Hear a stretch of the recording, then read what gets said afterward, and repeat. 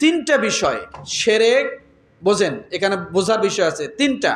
শিরক 5 নাম্বার গুণটা কি? 6 নাম্বার গুণটা কি? অন্যায়ভাবে, সকলে মাথা উঁচু করেন, অন্যায়ভাবে মানুষকে হত্যা করা। এরপরে 3 নাম্বারে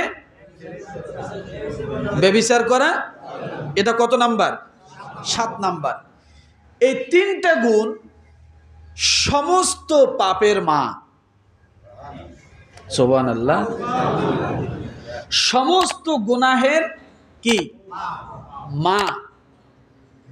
আর হাদিসে আর 2টা আসছে, মিথ্যা একটা আর মিথ্যা সাক্ষ্য দেওয়া একটা। এখানেও মিথ্যা সাক্ষ্য আছে, আসতেছি। তাহলে সমস্ত গুনাহের মা কি? শিরক। এরপরে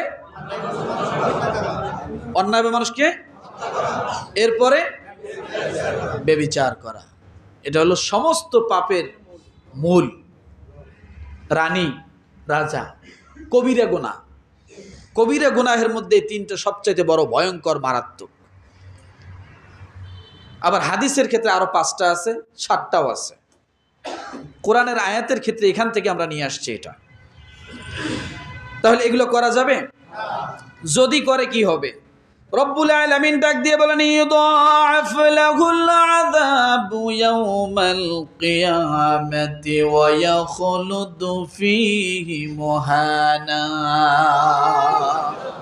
যদি এই 3টা কবিরা গুনাহ কারো ভিতরে থাকে, 1 নম্বরে শিরক করা, 2 নম্বরে অন্যায়ভাবে মানুষকে হত্যা করা, 3 নম্বরে হলো ব্যভিচার করা, আল্লাহ বলেন কিয়ামতের দিন তার শাস্তি বৃদ্ধি করা হবে। কি করা হবে? শাস্তি বৃদ্ধি করা হবে। শুধু বৃদ্ধি নয়, দ্বিগুণ বাড়ায় দেওয়া হবে, ডবল হবে। কি হবে? আপনি যা প্রাপ্য তা পাবেন, এরপরে ওই পরিমাণ আরো বেশি পাবেন। নাউজুবিল্লাহ বলেন, জোরে বলেন। যা প্রাপ্য তা পাবেন, আবার আরো বেশি পাবেন। বলে না ডবল ফাঁসি আছে না নাই? কত ফাঁসি? ডবল ফাঁসি। এরপরে রব্বুল আলামিন বলেন, এই 3টা গুনাহ থেকে মানুষ যদি বেঁচে থাকে, তার মধ্যে আরেক জায়গায় বলা হয়েছে, ইন্নাল্লাহা লা ইয়াগফিরু আন ইউশরাকা বিহি ওয়া ইয়াগফিরু মা দুনা যালিকা লিমান ইয়াশা। ভালো করে বুঝুন। তাহলে এই 3 গুনাহ সকল গুনার প্রতিনিধিত্ব করে।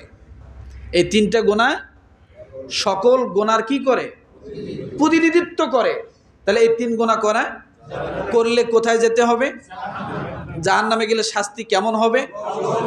অর্ধেক না, ডবল। সমানও না, ডবল। মনে থাকবে। এরপরে বলা হয়েছে, এখন আপনি চিন্তা করেন, আমরা কি এই গুনাহ করি না? শিরক আমাদের ভিতরে আছে না? আমরা অন্যায়ভাবে মানুষকে হত্যা অনেক সময় হয়ে যায় না? এরপরে ব্যভিচার আছে না?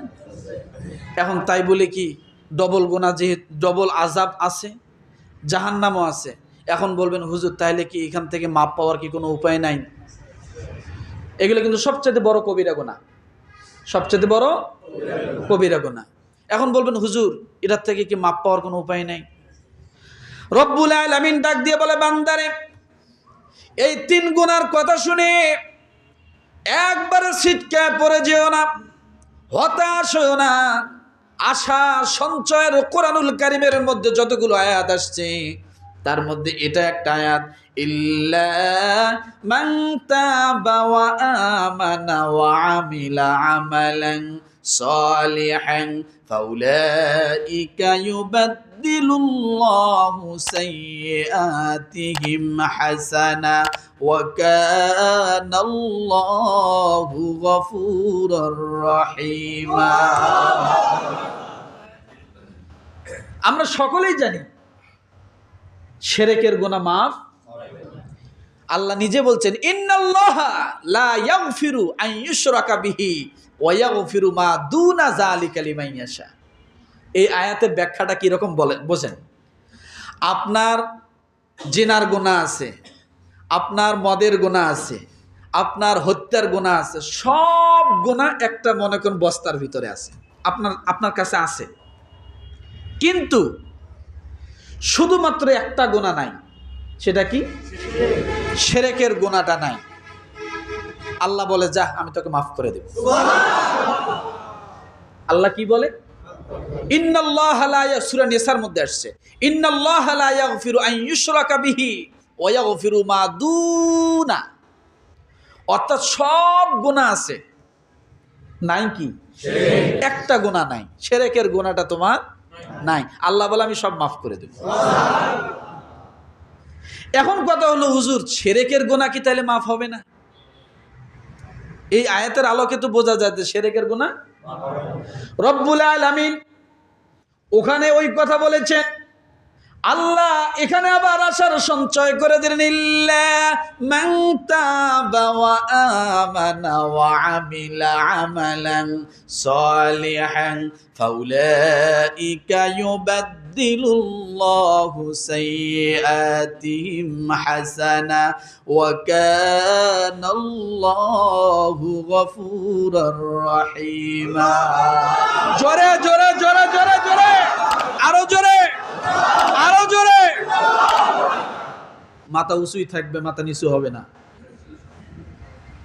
এই আয়াত আপনার কাছে মনে হবে আপনি এখনই জান্নাতি। সুবহানাল্লাহ, সুবহানাল্লাহ। আপনার কাছে মনে হবে আপনি এখনই জান্নাতি। এর থেকে আশার সঞ্চয়ের আয়াত আর হয় না।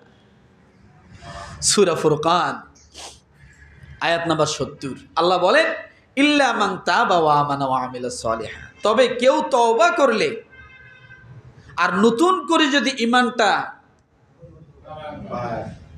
ইমানটা যদি আবার রেফায়ার করে, রব্বুল আলামিন বলেন পাশাপাশি সৎকর্ম করে যায়, আল্লাহ তাআলা বলেন আমি এইরূপ লোকদেরকে তাদের জীবনের গুনাহ তো মাফ করে দিবই, অতীতের যতগুলো গুনাহ ছিল ওই গুনাহগুলোকে আমি আল্লাহ পরিবর্তন করে নেকিতে পরিপূর্ণ করে দিই।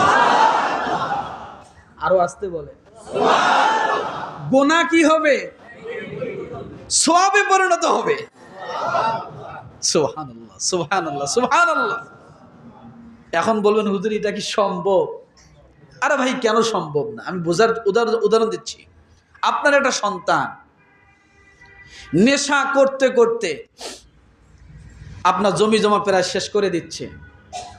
আপনার এই সন্তানটা আপনি নিরাময় কেন্দ্রে, মাদক নিরাময় কেন্দ্রে আপনি এডমিশন করলেন, ২-৩ মাস থাকলো, এরপরে সে বুঝতে পারলো এটা আমার জন্য ক্ষতি। সে ওখান থেকে তওবা করে বলল, বাবা আমি আর কোনোদিন খাবো না, আমি আর কোনোদিন নেশা করব না। সেদিন আপনি পিতা বা আপনি ভাই, আপনি গার্ডিয়ান, আপনার মনটা ভরে যাবে না? তখন আপনি তাকে কি সান্ত্বনা দিবেন? তুমি যদি মদ আর না খাও, নেশা না করো, আমি তোমার নামে জমি লিখে দিব, কি তোমার নামে বাড়িটা লিখে দিব, তোমাকে আমি গাড়িটা দিয়ে দিব, তোমাকে আমি ৫ লাখ টাকা দিব, বাবা তুমি যা চাও আমি তাই দেব, তুমি নেশা তবু করিও না। তাহলে আগে তার খারাপ দিকটা ছিল, এখন ভালো হওয়ার জন্য যখনই সে ইরাদা করেছে, আপনি পিতা আরো তাকে বেশি কিছু দিতে চাচ্ছেন। আল্লাহ বলে, বান্দা শিরক করছো, শুধু একবার তওবা করে লা ইলাহা ইল্লাল্লাহর পরে নাও, নেক কাজ করার চেষ্টা করো, আমি আল্লাহ তোমার অতীত জীবনের সমস্ত গুনাহগুলোকে সওয়াবে পরিণত করে দেব। ইল্লা মান তাবা ওয়া আমানা ওয়া আমিলা আমালান সালিহা ফাউলাইকা ইউবাদদিলুল্লাহু সাইয়্যাতিহিম হাসানা ওয়া কানাল্লাহু গফুরুর রহিমা। আল্লাহ লাস্টে যা বলতেছেন, আল্লাহ তো অতি ক্ষমাশীল, পরম দয়ালু। আমরা তো সেই দয়ালুর বান্দা হতে চাই, কি বলেন? রহমানের বান্দা হতে চাই। তাহলে এই ৩ গুনাহ, ১ নাম্বার শিরক করব না, ২য় নাম্বারে অন্যায়ভাবে হত্যা, ব্যভিচারে লিপ্ত। রাজি আছেন? ইনশাআল্লাহ। আল্লাহু আকবার, আল্লাহু আকবার। ও মুসলমান, রব্বুল আলামিন ডাক দিয়ে বলেন, বান্দারে 8 নাম্বার রহমানের বান্দার গুণ হবে ওয়াল্লাযীনা লা ইয়াশহাদুনা আয-যুর। 8 নাম্বার গুণটা হবে, যে ব্যক্তি রহমানের বান্দা হতে চায় তার গুণটা হবে সে কখনো মিথ্যা সাক্ষী কোথাও হবে না, মিথ্যা সাক্ষ্য দিবে না। কি দিবে না? জোরে বলেন। এইটা আমাদের সমাজে এখন আছে না নাই? এই মিথ্যা সাক্ষ্য দিয়ে কত আলেমদেরকে মেরে ফেলা হলো, কত আলেমদেরকে জেলখানায় ভরা হলো, কত মানুষকে দুনিয়া থেকে শেষ করে দেওয়া হলো, একমাত্র মিথ্যা সাক্ষীতে দেশ ছাড়া করা হলো, নির্দোষকে দোষী বানানো হলো, চুরি করে নাই চোর বানানো হয়েছে, হত্যা করে নাই হত্যাকারী বানানো হয়েছে, দেশদ্রোহর কোনো কাজ করে নাই কিন্তু রাজাকার বানানো হয়েছে। কথা ঠিক কিনা? কি করলেন? কি হলো? নিজের জীবনটা এখন ফেরিওয়ালা হয়ে গেছে। কি হয়ে গেছে? মানুষের ক্ষতি করলে নিজের ক্ষতি হয়, প্রমাণ আছে না নেই? মানুষের ক্ষতি করলে নিজেদের ক্ষতি হয়, এটাই বাস্তব। শিখুন এখান থেকে, এখান থেকে শিখুন, এই আলোচনাগুলো থেকে শিখুন, নিজের জীবনে ধারণ করার চেষ্টা করুন। অন্যের ক্ষতি করলে নিজের ক্ষতি হয়, অন্যের গাতায় পড়লে নিজের গাতায় পড়তে হয়। এক সময় কেউ বিএমপি করে এই কথাটা মুখ দিয়ে উচ্চারণ করার কোনো সাহস ছিল না, জামাত করে এটা সাহস ছিল না, অন্য কোনো দল করে মতাদর্শ করে বলার কোনো সাহস ছিল না। কিন্তু পরিবর্তনটা এমনই হয়েছে, আ কওয়ার শব্দ উচ্চারণ করার সামর্থ্য এখন আর নাই, সরেয়া বলার শক্তিটা এখন আর নাই। এটাই তো পরিবর্তন, আল্লাহ এইভাবেই দেয়। এই জন্য শুধু ওদিকে না, ব্যক্তি জীবনের থেকেও শিখুন। আমরা শিখি, এখানে শেখার জন্য আমরা আসি। কি বলে? এখানে শেখার জন্য আসি যে আমরা কখনো কারো সামনে অত্যাচারিত হব না, অত্যাচার করব না। রাজি আছেন? কোনো বিষয় জুলুম করব না।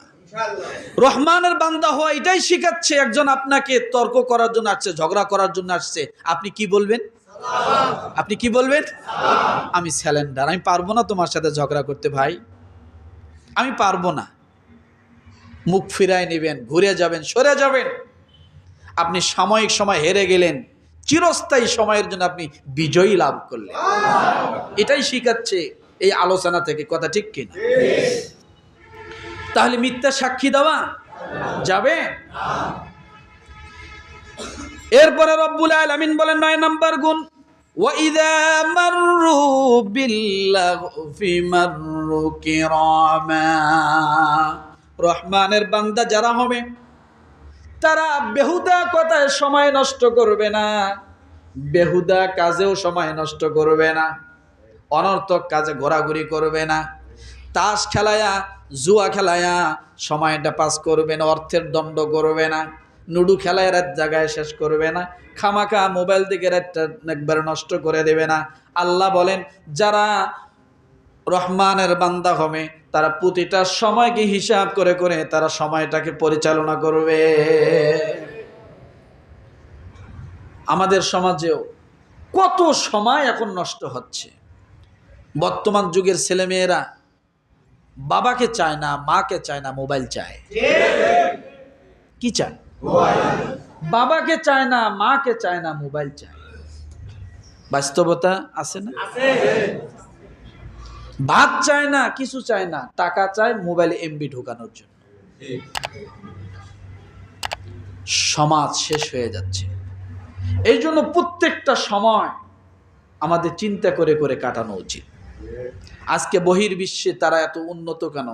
তারা সময়কে কাজে লাগায়। আর বাংলাদেশে আমরা এত অবনতি কেন? আমরা সময়কে অপচয় করি। সময়কে কি করি? অপচয় করি।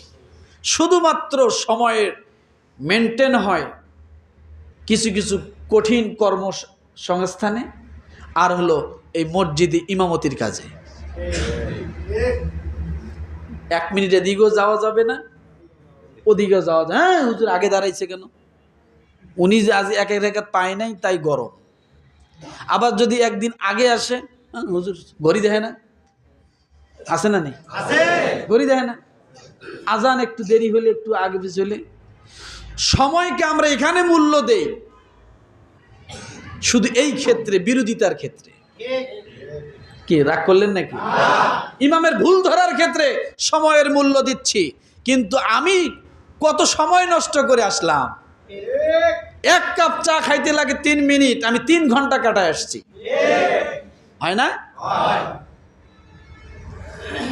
কিন্তু এটাই একটা বিষয়, সময়ের জ্ঞান শেখায় আল্লাহ তাআলা। এখান থেকে শিক্ষা দিচ্ছে, ওয়াইদা কামু ইলাস সালাতি কামু কুসালা। মুনাফিকরা ছটপট করবে, আসলে এটা ঠিক না, মনে থাকবে। তাহলে 9 নম্বর গুণটা কি? তারা বেহুদা সময়, অহেতুক কার্যকলাপের সময়, ব্যবসা বাণিজ্য লেনদেন সব জায়গায় তাদের ভালো আচরণ থাকবে, সময়কে মেনটেন করে মানুষের গুরুত্ব দিয়ে তারা চলবে। এটাই হলো একজন রহমানের বান্দার গুণ।